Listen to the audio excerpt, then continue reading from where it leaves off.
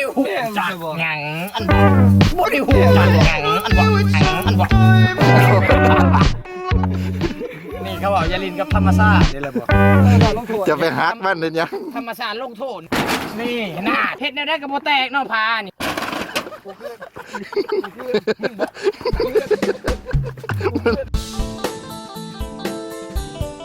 ผู้ชาวไอเวียดนอกใจมันโลเข้าใจบอก สัวใต้ใช่ไหม ทีมบอกเขานอกใจอยู่แล้วให้จริงจังอยากเป็นไมเขา วันนี้เขาสีผ้ารอทงหน้าเนาะวันนี้เนาะเขาเสียยังไอ้ก้อย วันนี้เฮาชิมารีวิวทงหน้าว่าคนที่ยังบ่จักกล้องเพื่องหรือว่าตดยังอันนี้ก็ยังบ่จักเฮาชิมาบอก บอกเป็นต้นยัง อันนี้ตดยังอันนี้ เอา เวียดต้นยังอันนี้ต้นซากุระโอ้ดูเวียดนี่เขาไม้เอ้ยของมันว่าพิษ ว่าธรรมดาเลยเนาะจะคลิปหนึ่ง อัน เขาบอก อันนี้เป็นต้นดอกกุหลาบนี่เขาบอกว่ากุหลาบยังมีน้ำอันเขามักอันเว้าใส่คำคมแคบสันกุหลาบยังมีน้ำมะขามยังมีคอ ลูกบ่มีพอก ระเทยไม่ใช่พ่อจะไปง้อมันทำไมเนาะ มันจะมีบ่ อันนี้เขาชื่อเอิญเนาะอันนี้มักเมาบ้านเจ้าเอิญฮะบ้านเขาก็เอิญมักเมาคือกันบ้านคุณมักกระทินบ้านกูอะก็บ้านเอิญมักกระทิน อันละอันนั้นแมนอีช่าง ในใช่เอาแล้วอันนี้เขาเอิญว่า อันนี้ให้แมนลอยอยู่นี่เนาะแมนละหัวว่าง่ายๆมีป้านั่นนี่เนาะอันนี้ไม่ได้เริ่มบอกต้นยังอันนี้ฮะอันนี้ต้นมะพร้าวนี่ฮะที่เจ้าบ่เคยเห็นดอกบ้าต้นหมากมะข่ามึงนี่ต้นยังอ้าวต้นยังต้นไม้พายุต้นไม้พายุสิเกิด โอ้แม่แต่ละภาคแต่ละภาคมันเอินต่างกัน เนาะแม่เอามา อันนี้บ้านเขาเอินมาค้ามมัน บ้ายังก็กินนี่มากยังก่อน หมักเมาบ้านจะเอินหมักเมา มักเมาเนี่ยเนาะ หอมอ่ะกินหอม ไอ้ต้นมะม่วงไงต้นมะม่วงดกไรบ้านคอยบ้านเจ้าเอิญมากยังอันนี้ไอ้พลัง เอินหมักเผา เอิญมะพร้าวเอิญบอกคือกันพักกันแย่งน้องพ่อนอยู่ใช่ป่ะนี่ จะกินมาอีกอย่างนะฮะหมักเมา มังเมาอันนี้เนาะ ต้องเพื่อนต่อให้มันนี่เด็ก ผักพามนี่ห้ามแตกนี่กาพาไปหงมอเนี่ยนี่ออกมา บอกเขาบอกไป ตะคอยกัสลาตะคอยโดดเท่าก็ห้ำเลยอย่ากินแต่มักเมาโมเนี่ยก็ลงมาพี่ขี่สร้างเนาะบ้านเจ้าบ่มีดอกคอยเลี้ยงสร้างไว้อยู่นี่ว้าว เลี้ยงคุ้ยไว้ดิเลี้ยงง้อไว้แบบมันขี่ออกมาเป็นขี่สร้าง กินอันนั้นมิดไนท์ กิน อีหยังมิดไหน น้ำหอม มิดไหนแม่นบ่เสียว่ามันขายคือกินลูกพีช บ่กินแบบคือแบบสตรอเบอรี่นะ เอาไม้ดมไม้เพื่อนหูซื้อกินครับ ชัดเจนเลยวะดิขี่รู้ว่าเอาแล้วอย่าไปเฮ็ดขี้ควาย เขาแต่อีโตนมาเนี่ย นี่มาเนาะอันนี้เนาะก้อยก้อยว้าวบ่ได้คลิปนี้บ่ว่าก้อย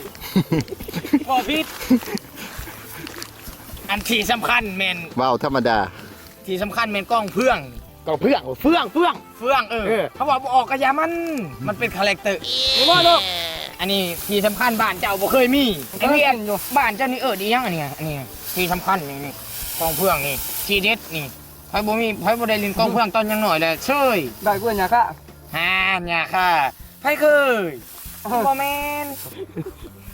แต่งตัวหล่อแท้มื้อนี้ขายลาได้มื้อนี้แต่งตัวหล่อพิเศษมื้อนี้สงสัยหลักน้ำมักจับเขาเท่าทุ่งนาไปใช้ต่อบ่เนี่ย ไม่ใช่ขี้ควายคล้ายนึง ไปใช้บ่เนี่ย เฮ้ยเสียฝาขึ้นยังเสียฝาขึ้นยัง อันนี้เขาเอิ้นว่าอันนี้เนาะอันนี้แม่นผ้าพุ่มเนาะที่เฮาปูย่างออกหน้าแต่ละมื้อ เอาบ้านๆก่อนก็เอาไปกลางอยู่ห้องแฮบเป็นผ้าม่า ผ้าม่านอยู่บ้านเจ้า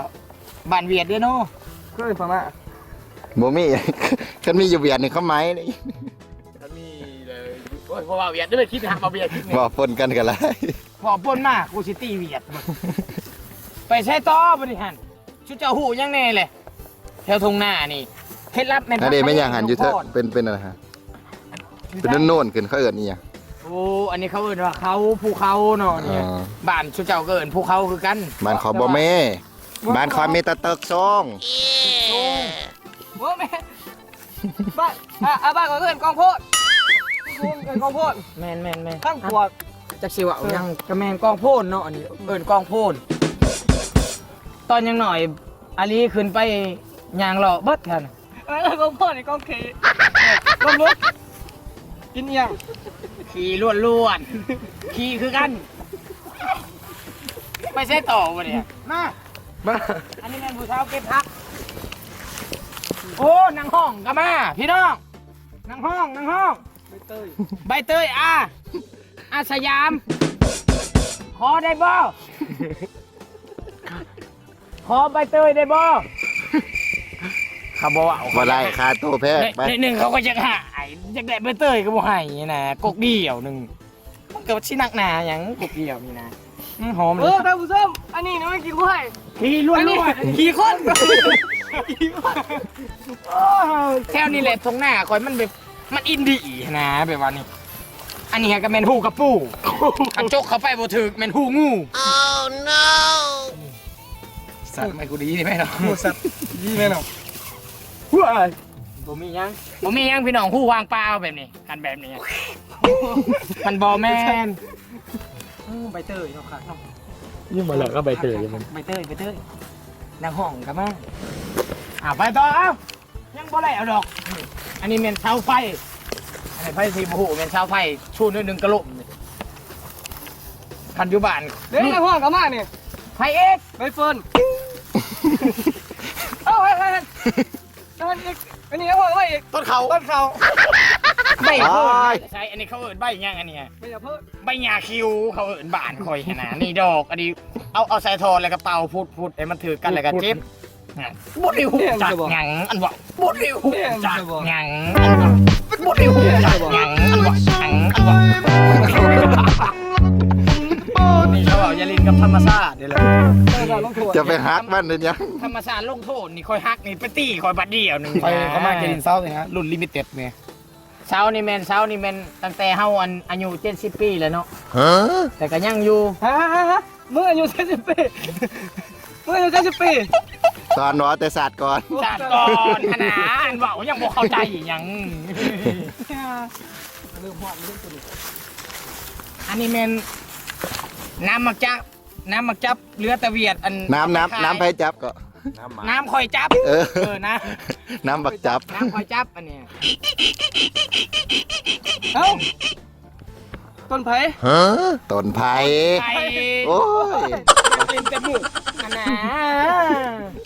แต่งโตมาเลย แต่งตัวดีๆมาให้มาหล่อเพิ่งหน้าเบิ้ลแต่เกือบมันตีนโอเคมั้งบ่นี่ ยาลีสัญญาลีลีสัญญาลีแค่เป็นเดียวยาลี แล้วแม่กูจะบอกเลย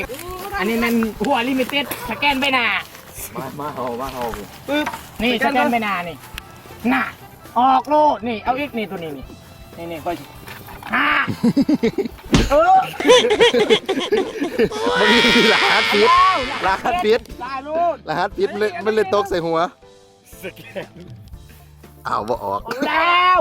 มันขามไล่แล้วมันจะ โอ้ลืมโอ้ยสแกนใบหน้านี่เด้อคอยชิปิดไอ้เบิ่ง กูได้เขาได้ป่ะนี่ หน้ากูก็ปิ้นให้นี่ระแวงประตูพี่น้องหน้าเราจะมาใจเราไม่ได้ตรวจเบิ่งว่ามันหน้าใบนี่ถึกอยู่บ่เขามาถึกเจ็บเนี่ยเอาออกไปนี่หน้าเอามาเข้ามาวันนี้มาได้โอ้ เอามือยันอันนี้ อย่าหันหน้านี้ที่ต้องเลี่ยมไปตลอด จะคล้องหัวต่อไปมีกล้าเฮ็ดด้วยกู ต้องเลี่ยมไว้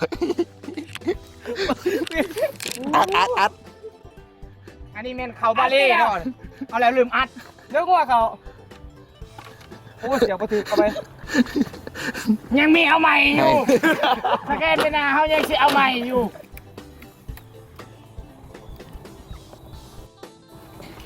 น่าง าน ฮาชิมารีวิวเขาบาเล่เนาะอันนี้เป็นน้ำเนาะพี่น้องอันนี้น้ำยังเขาเอิ้นอยู่เนี่ย อยู่เวียดกับอยู่ลาวนี่เอิ้นแนวใดนี่ น้ำหยุ่มยะยุบยับ น้ำยายุบ น้ำยายุบเขาต่างกัน เห็นบ่เห็ดธรรมศาสตร์อีกแล้ว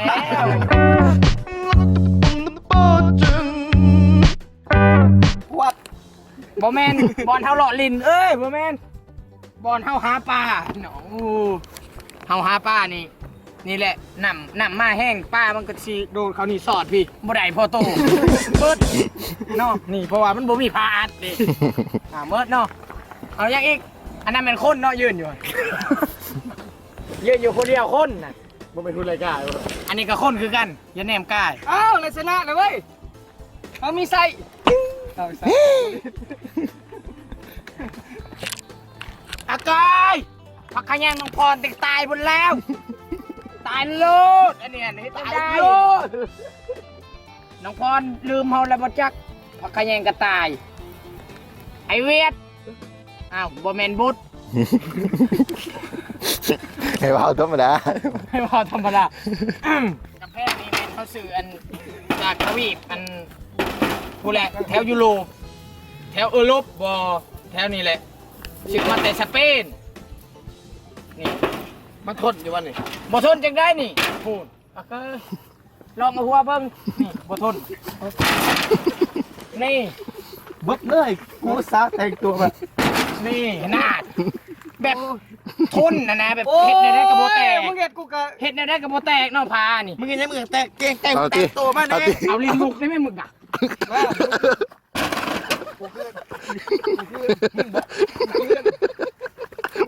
มันเมา พอแล้วไอ้เวียดเพราะว่า มันยังเท่แล้ว เปียบเต้นี่ เพราะว่ากำแพง กูเสียเปรียบ เพราะว่ากำแพงอันนี้มันบ่แตกหัวเฮาแตก เพราะว่า อันนี้มันรุ่นดีอีหลีพี่น้องรุ่นดี เบิ่งที่แรกเกี่ยวบากกันนี่ เฮ้ยมันอย่างไรมึง มึน ดูดู จิกมาดิมึงจิกมา ป้าขี้เมียงในเบิ่งขี้เมียงบ่มีบ่ขี้เมียงขี้เมียงคู่เนาะพี่น้องแบบรุ่นดีเด้ ขี้เมียง โคตรดีเลยแบบ อย่าไปเฮ็ดกำแพงเขามันสิหักไอเวียดไป มึงว่ามันดีนี่นะ ดี พอแล้ว เบิ่งหัวเฮาแล้วก็แหละหัวแตก ไหนกันน่ะ อันนี้แม่นพาอัดปากไอเวียดเนาะลืมตั้งแต่มือเพิ่นเป็นเปล่านี่เนาะมาสิมารีวิวเขาต้องจับคอยๆนะเขาต้องจับคอยๆเพื่อสิมีกบมีเขียดอยู่ในนี่นะมันหลายปีอะนะพี่น้องครับบ่มีอันนี้เกิบเนาะอันนี้คือเจ้าบ่จักดอกเกิบอันนี้ โอ้กูได้ พรีเซนเตอร์เกิบ แต่ขอบฟ้าอันนี้แม่นอันนี้เฮาเอาไว้ขึ้นเนาะเพราะว่ามันหลายปีเลยนะสิเก็บไว้อันให้ลูกให้หลานเบิ่งต่อไป เพื่อเป็นมรดก เฮาก็ต้องเฮาค่อยๆมันสิตื่น เอาไปไว้อยู่หอพิพิธภัณฑ์ บ่เอาไว้นี่แหละทงหน้าเฮาก็มันก็หลายปีเติบนะครับ พอแล้วไปครับ ที่มีอ่ะ รีวิวตรงหน้าใช่เหรอพ่อนะ รีวิวดีไหมรีวิวนี่ อันนี้แม่นคน คนแท้ๆบ่แม่นโตแสดง นี่แหละได้แล้วคลิปหนึ่ง